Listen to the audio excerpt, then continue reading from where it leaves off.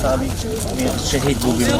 یارمەتی و هاوکاریەکانی کۆمەڵی ئیسلامی بۆ ڕۆژئاوای کوردستان بەردەوامی هەیە و لەو چوارچێوەیەشدا سەرۆکی فراکسیۆنی کۆمەڵی ئیسلامی لە پەرلەمانی کوردستان سەردانی کەمپی بەردەڕەشی کرد کە بە یەکێک لە گەورەترین کەمپەکانی هەرێمی کوردستان دادەنرێت کە توانای لە خۆگرتنی 2500 خانەوادەی هەیە و لە ئێستادا بەهۆی هێرشەکانی تورکیاوە 1900 خێزانی تێدایە و ڕۆژ بە ڕۆژ ڕێژەی پەنابەرانیش ڕوو لە زیاد بوونە. سەرۆکی فراکسیۆنی کۆمەڵ لە میانەی سەردانیەکەیدا کۆمەک و هاوکاری بە دانیشتوانی کەمپەکە گەیاند. عەبدوستار مەجید هاوکاریکردنی کوردانی ڕۆژئاوای کوردستان بە ئەرکی هەموو لایەک دەزانێت و دەستخۆشیشی ئاڕاستەیە و کەسانە دەکات کە لە ڕێگای فراکسیۆنی کۆمەڵەوە هاوکارەکانیان دەگەێنە کەمپە ئاوارەکان.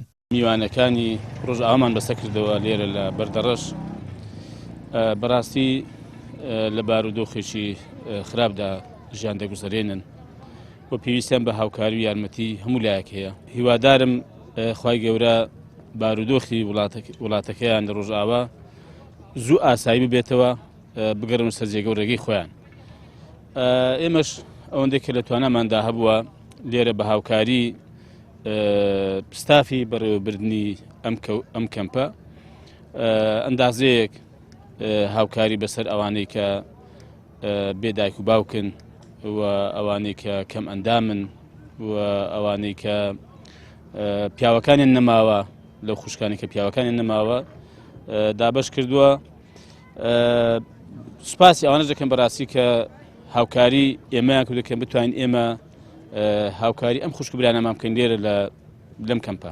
بەڕێوبەری کەمپەکەش دەستخۆشی تایبەتی بۆ فراکسیۆنی کۆمەڵ هەیە و داوا لە هەموو لایەک دەکات چاو لە فراکسیۆنی کۆمەڵی ئیسلامی بکەن و بە ئەرکی ئاینی و نیشتیمانی و مرۆڤانی خۆیان هەڵسن و دەستی یارمەتی بگەێنن بە هاوڵاتیانی پەنابەرانی ڕۆژئاوای کوردستان کە لە ئێستادا بە بارودۆخێکی ناهەموار تێدەپەڕن. ئەمڕۆ سوپاسی فراکسیۆنی کۆمەڵی ئیسلامی دەکەین لە پەرلەمانی کوردستان کە هاتن هاوکاریان بەسەر بەشێک لەو خێزانانەی کە کەم دەرامەتن دابەش کرد و سوپاسیان دەکەین. ئێمە هەموو جار داوامان لە هەموو ڕێکخرا و لایەنەکان کردووە ئەوەی لە توانایاندا بێ بتوان هاوکاری ئێمە بکەن بۆی بتوانانی خزمەتێکی باشتری ئەو خوشک و برایانەمان بکەن کە ڕویان لە هەرێمی کوردستان کردووە.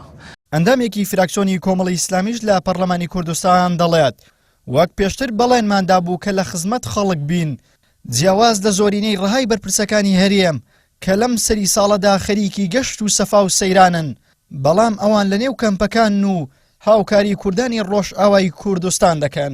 ئێمە لە کاتێک کە عوتڵەیە و هەندێکمان نەخۆشین بە شانازیەوە هاتوین بۆی کەوا لە نزیکەوە بارودووی ئەو براخوشکانی خۆم بکەین لە ڕۆژئاوای کوردستان کە دەشمانتوانی ئەو کۆمەکی ئاوا بنێرین بە دەستێکی ئەمینەوە بەڵام ئێمە ویستمان لە نزیکەوە ئەو براخوشکانی خۆمان بین بە تابەت ئەو سێچینە ئەوەی کەوا بێباوکە ئەوەی کەوا کەم ئەندامە ئەوەی کەوا ئافرەتێکەوە ئەرمەلەی و بێوەژنە و کەوتوتەوە کەس نییە لەگەڵی خزمەتی بکە.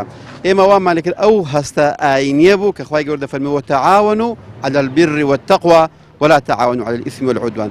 ئەمە یەکەم جار نییە کە کۆمەڵی ئیسلامی لە ڕێگەی دام و دەستگا جیاوازەکانیەوە هاوکاری پەنابەران و لێ قەوماوانی پارچە جیاوازەکانی کوردستان دەکات و پێشتریش لە چەندین بۆنەی جیاوازدا هاوکاری بۆ کوردانی ڕۆژئاوای کوردستان کۆکردوتەوە و بە درێژایی شەڕ ئاڵۆزەکەی سووریا و ئاوارەبوونی کوردانی ڕۆژئاوا کۆمەڵی ئیسلامی بەردەوام کەمپینی ڕاگەیاندووە بۆ هاوکاری و پشتیوانیە و هاوڵاتیە پەنابەرانەی کە لە پارچە جیاوازەکانی کوردستان ئاوارەی هەرێمی کوردستان دەبێن. عیمران ئەمیر، کەناڵی ئاسمانی پەیام، قەزای بەردەڕەش.